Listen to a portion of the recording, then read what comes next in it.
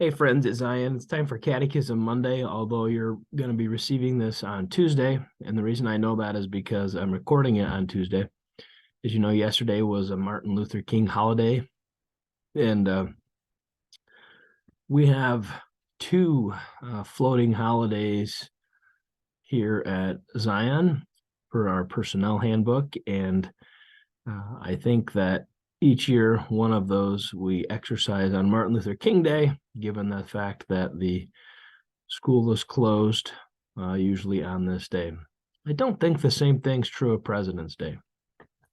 But anyway, we just got started back up with our Catechism Mondays and want to keep working through this material in the Office of the Key. So I didn't want to skip. So it's going to be a 2-for-1 Tuesday. I don't expect anybody to watch them both. If you're watching this one and you want to watch Tuesday's Bible Teaching Tuesday, feel free. Okay, so we're in the Office of the Keys. Last time we asked, what is confession? Remember, it has two parts. First, that we would confess our sins, and second, the really important part, well, they're both important, but we don't ever want to confess and not let the other shoe drop and hear God's holy word of absolution to us. So today, the logical question then is, what sins should we confess? And this is kind of an interesting discussion, if you will. It says, before God, we should plead guilty of all sins, even those we are not aware of, as we do in the Lord's Prayer.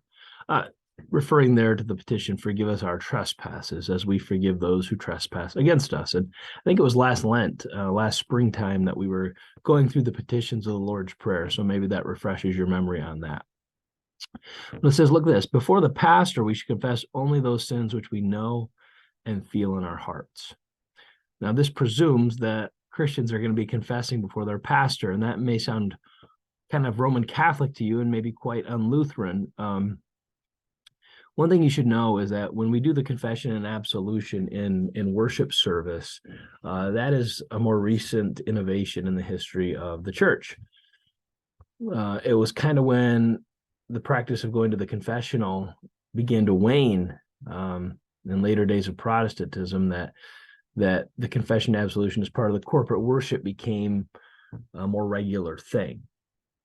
I remember when I was a kid growing up, I valued the confession and absolution, and if ever I found myself in a different Lutheran church out of town and they omitted that, I used to kind of sit in judgment on that church because, and I was probably right some of the time, because I thought the pastor was admitting that because he didn't want the uncomfortableness it causes people when they need to confess their sins. So in other words, I thought the pastor was being kind of a milquetoast, and I didn't have a lot of respect for that.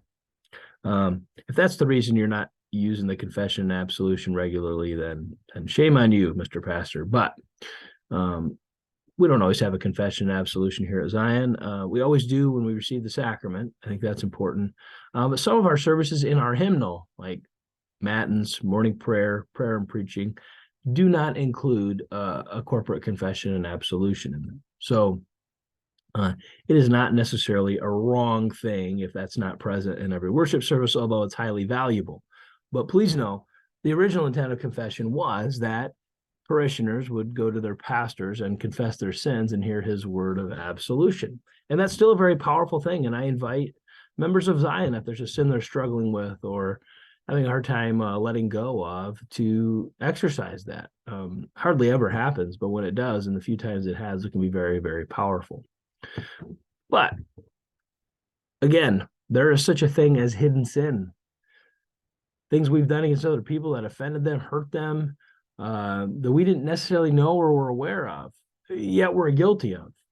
We should confess all those sins. Forgive us all of our trespasses, Lord. But when we're in the moment confessing to a pastor or a friend, what's on our heart and mind are not trying to drum up every single thing that may or may not have happened. No, the things we know.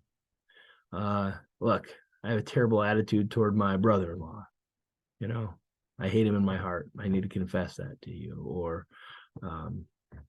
you know, whatever else it may be, the ones that we know, the ones that we feel, the ones that are weighing on us that we need absolved of. Now, next time we get together, we're going to talk about a good tool for examination, namely our vocations and the Ten Commandments.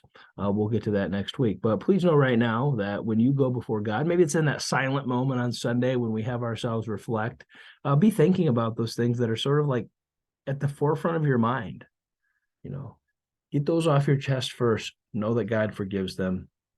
And if you become aware of anything else, sure, go confess it as well. The point of confession is not that we would exhaustively try to wring our hands and list or name every last sin, but to receive God's mercy for those things that we know we've done wrong. All right. Well, hey, that's a good Catechism Monday for you. We will see you next week. God's peace to you and have a great